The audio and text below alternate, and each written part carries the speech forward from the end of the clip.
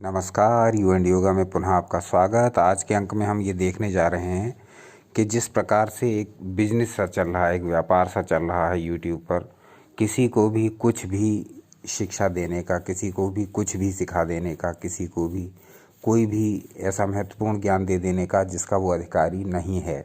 यानी ज्ञान को पैसा लेकर के बांटा जा रहा है और चाहे वो उसका अधिकारी हो अथवा ना हो, बस आप एक निश्चित फीस जमा करें और आपको उसका वो ज्ञान परोसा जाने लगेगा, बिना यह देखे, बिना यह जाने, बिना पात्र की तुलना किए।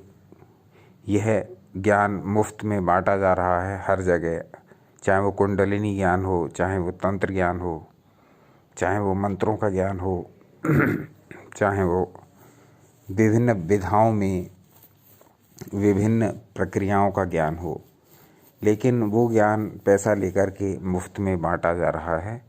और हम ये देखने का प्रयास करेंगे कि शास्त्रों में इस विषय में क्या कहा गया, कौन कौन लोग इस प्रकार के गुह्य ज्ञान के अधिकारी होते हैं। तो हम इस प्रकार से लक्षण देखेंगे कि क्या बताए गए हैं शास्त्रों में उनके, जो कि ये विद्या ग्रहण करना चाहते हैं, ये प्राच्य विद्याएं ये सूक्ष्म विद्याएं जो ग्रहण करना चाहते हैं, ऐसे व्यक्तियों की क्या लक्षण शास्त्रों में बताए गए हैं। आज हम इस पर विचार करेंगे। उसके पश्चात किसी अंक में हम उन गुरुओं के ऊपर विचार करेंगे जो इस प्रकार के प्राच्य ज्ञान को, गुह्य ज्ञान को सबको दे रहे हैं बिना पात्र का विचार किए। तो उसकी चर्चा, चूँकि लंबी चर्चा होगी, इसलिए वो सेपरेट वीडियो में करेंगे। आज के अंक में हम केवल उन शिष्यों पर केंद्रित रखेंगे अपने वीडियो को जो इस प्रकार का ज्ञान ले रहे हैं, यानी जो इस प्रकार का गुह्य ज्ञान, प्राच्य ज्ञान, जो इस प्रकार का ज्ञान है जो हमारे सनातन ग्रंथों में वर्णित है, उसको लेना चाहते हैं, सीखना चाहते हैं। कुछ बहुत सिंसियर लोग होते हैं जो इस प्रकार के ज्ञान में अत्यधिक रुचि रखते हैं, उसको सीखना चाहते हैं, उसको सीखते हैं और उसको अपने जीवन में भी अप्लाई करते हैं। लेकिन बहुत सारे लोग केवल जिज्ञासावश आ जाते हैं और वो दूसरों की देखा देखी इस प्रकार के ज्ञान को सीखना चाहते हैं या फिर उसका दुरुपयोग करना चाहते हैं। तो इस प्रकार के शिष्यों को इस प्रकार का ज्ञान देने की मनाही पहले ही हमारे सनातन ग्रंथों में कर दी गई है।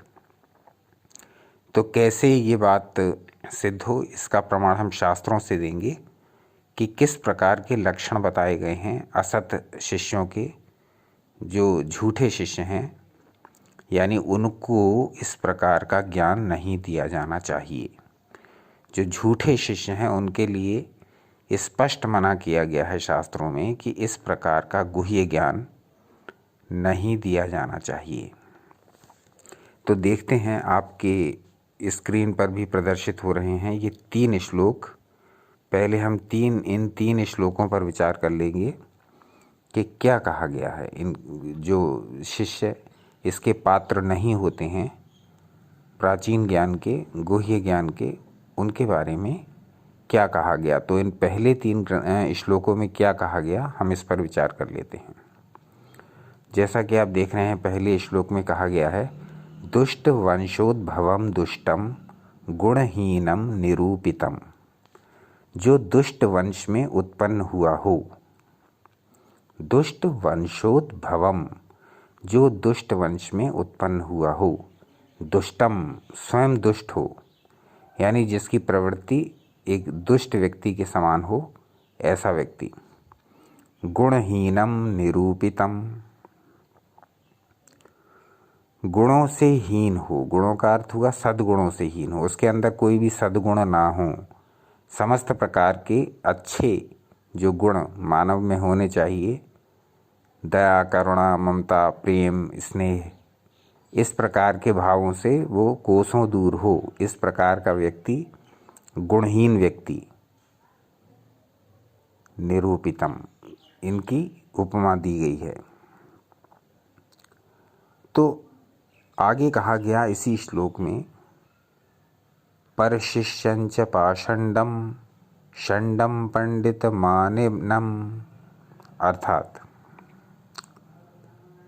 जिसको अपने पांडित्य का अभिमान हो, पाखंडी हो, जो थोड़ा बहुत किन्हीं शास्त्रों से कुछ सीख आया हो और उसके बलबूते पर वह अपने ज्ञान का बखान करता हो, इस प्रकार का व्यक्ति पाखंडी कहा गया है। तो ऐसे पाखंडी व्यक्ति को भी ज्ञान नहीं दिया जाता है। तो अभी तक हमने क्या देखा, अभी देख लीजिए, इसको पूरा कर लीजिए श्लोक को। पंडित मानिनम, और उसे अपने पांडित्य का अभिमान हो। तो एक तो वो जिसने थोड़ा बहुत कहीं से अर्जित कर लिया ज्ञान और वो पाखंड कर रहा है ज्ञानी होने का, तो ऐसे शिष्य को ज्ञान नहीं देना है। पंडित मानिनम, अपने आप को बहुत विद्वान मान रहा है। तो पहले श्लोक से हमने क्या सीखा कि कौन कौन लोग इस गुप्त विद्या के, जो चाहे कुंडलिनी से संबंधित हो, चाहे योग के अन्य विधाओं से संबंधित हो, चाहे त्राटक हो, चाहे मंत्र हो, चाहे तंत्र क्रियाएं हों, इस प्रकार की जो प्राचीन गुह्य विद्याएं हैं जो बहुत ही लोकोपकारी कल्याणकारी हैं, उनका ज्ञान लेने के पात्र ये लोग नहीं हैं जिनका वर्णन इस पहले श्लोक में किया गया। तो एक बार हम स्पष्ट रूप से पुनः देख लेते हैं, जिससे हमें ये स्पष्ट हो जाए कि ये व्यक्ति कौन कौन से प्रकार के होते हैं। दुष्ट वंशोद्भवम, दुष्ट के वंश में उत्पन्न हुआ व्यक्ति, दुष्ट व्यक्ति, गुणहीन व्यक्ति, पाखंडी व्यक्ति और अपने आप को पंडित मानने वाला, यानी अपने आप को विद्वान मानने वाला व्यक्ति, इनको शास्त्र ज्ञान, इनको गुह्य ज्ञान, इनको गुप्त ज्ञान नहीं देना चाहिए, अन्यथा यह उस ज्ञान का निश्चित ही दुरुपयोग करते हैं। अब आ जाते हैं दूसरे श्लोक पर। दूसरे श्लोक में क्या कहा गया, और ये इनकी कोटि को और विस्तार दिया गया है कि किस किस प्रकार के व्यक्तियों को इस प्रकार का गुह्य ज्ञान नहीं दिया जाता है। तो इसमें आगे कहा गया, हीनाधिक विकारांगम विकलावयवाकांतिकम, क्षमा करें, हीनाधिक विकारांगम विकलावयवान्वितम, यानी जो बहुत से गुरु करता हो, ऐसे पाखंडी मनुष्य को गुरु शिष्य ना बनाए, वो आत्मज्ञान की दीक्षा का अधिकारी नहीं है। अब यहाँ पर कुछ और इसको विस्तार दिया गया है, हीनाधिक विकारांगम, जिसमें कोई अंग न्यून हो अथवा अधिक हो, जिसके शरीर का कोई एक अंग कम हो अथवा अंगों में विकार हो। विकारांगम, जिसके अंगों में किसी प्रकार का विकार हो अथवा उसका वो कोई अंग नष्ट हो गया हो। इसी को आगे बढ़ाते हुए कहते हैं विकला वयवान्वितम, तत्पश्चात कहते हैं पंगु मंधंच बधिर मलिन व्याधि पीड़ितम। अब देख लेते हैं कि इन श्लोकों का क्या अर्थ है और क्यों इनके बारे में शास्त्र ने आज्ञा नहीं दी है इनको किसी प्रकार का गुह्य ज्ञान देने की। जो पंगु हो, जो नेत्रहीन हो, जो बहरा हो अथवा जो सदा मलिन या रोगी बना रहता हो, उसको गुरु शिष्य न करे, यानी उसको गुरु अपना शिष्य न बनाए। तो ये सारी बातें स्पष्ट कर दी गई हैं शास्त्रों में। आगे कहा गया है जो घर तथा समाज से बहिष्कृत हो, जिसको घर से निकाल दिया गया हो, जिसको समाज से निकाल दिया गया हो, जिसको गुरु माता पिता अथवा गांव वालों ने त्याग दिया हो, जिसको देखने से खेद, दुख अथवा भय उत्पन्न होता हो, जिसको देखने से दुख, खेद अथवा भय उत्पन्न होता हो, इस प्रकार का व्यक्ति अलग से ही नज़र में आ जाता है। उसकी वेशभूषा, उसके बोलचाल का तरीका और उसका व्यवहार स्पष्ट बता देता है कि यह किस प्रकार का व्यक्ति है। तो उसकी परीक्षा करके ऐसे व्यक्ति को किसी भी स्थिति में किसी भी प्रकार का ये गुह्य ज्ञान प्रदान नहीं करना चाहिए। इसी प्रकार से इसको और थोड़ा विस्तार दिया गया है तीसरे श्लोक में और कहा गया है, उत्सृष्टम दुर्मुखम चापि स्वेच्छावेशधरम परम दुर्विकारांग चेष्टादि गति भीषण भीषणम। तो अब थोड़ा और विस्तार देकर के बताया गया है कि और किस किस कोटि के मनुष्य को इन प्राच्य विद्याओं का ज्ञान नहीं देना है। तो उसको और खोलते हुए आगे कहा गया,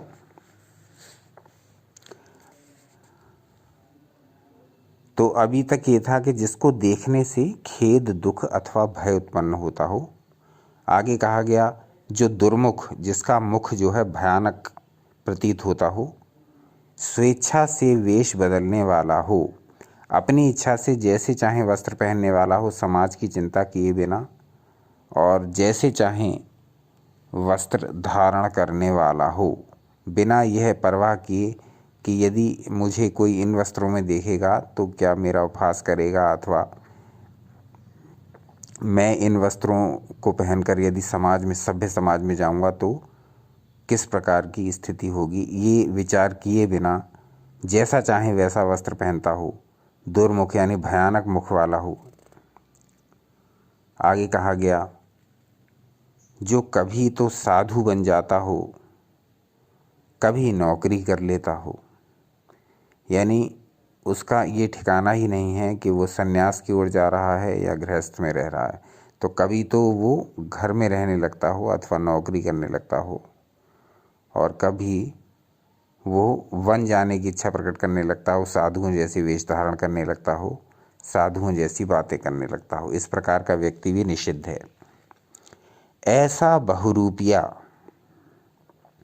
अंग के विकृत होने से जिसकी चेष्टा और गतिविधि भीषण हो, जिसकी चेष्टा और गतिविधि भीषण हो, जो इस प्रकार की हरकतें करता हो जो लोगों के मन में भय उत्पन्न करती हों, जिसको देखने से लगता हो कि अब यदि ये नाराज़ हो गया तो पता नहीं क्या कर डालेगा।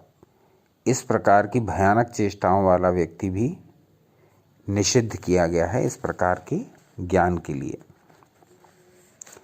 तो आगे कहा गया जिसकी चेष्टा और गतिविधि भीषण हो, जिसकी वाणी से क्षोभ और भय हो, मतलब जब वो बोले तो सुनने वाले को, सामने वाले को या तो क्षोभ हो, गुस्सा आए, उसके मन में विकार युक्त भाव उठें, उसके मन में नेगेटिविटी उत्पन्न हो जाए, इस प्रकार की वाणी बोलने वाला और इस प्रकार के वचन बोलने वाला कि सामने वाला डर जाए, उसकी वाणी सामान्य न हो बल्कि दूसरों के मन में नकारात्मकता और भय उत्पन्न करने वाली हो, तो ऐसा व्यक्ति भी इस प्रकार के गुह्य ज्ञान के लिए निषिद्ध माना गया है। यानी उसको ये ज्ञान प्रदान नहीं करना चाहिए, ऐसी स्पष्ट शास्त्रों की आज्ञा है। तो ऐसा मनुष्य ज्ञान की दीक्षा का अधिकारी नहीं है, ये स्पष्ट कह दिया गया है। तो आज के अंक में हमने देखा कि इन 3 श्लोकों के माध्यम से हमने जाना कि किस किस प्रकार के व्यक्ति शास्त्र ज्ञान के अधिकारी नहीं हैं। आजकल के मॉडर्न गुरु, कुछ गुरु इस प्रकार के ज्ञान का व्यवसाय कर रहे हैं कि वो पात्र अपात्र का भेद किए बिना सब प्रकार का ज्ञान सब प्रकार के लोगों को प्रदान कर रहे हैं। लेकिन शास्त्रों में स्पष्ट कह दिया गया है कि हर एक ज्ञान हर एक को नहीं दिया जा सकता। तो आज के अंक में हमने देखा, ये थोड़ा और विस्तार में है, इसमें कुछ और श्लोक हैं जिनके बारे में इस प्रकार के शिष्यों के लक्षण हैं जिनको ये ज्ञान नहीं दिया जाएगा, लेकिन उसको हम लेंगे दूसरे अंक में। तो प्रतीक्षा कीजिए दूसरे अंक की। देखते रहिए आपका अपना चैनल यू एंड योगा। अपना अनमोल समय हमें देने के लिए बहुत बहुत धन्यवाद।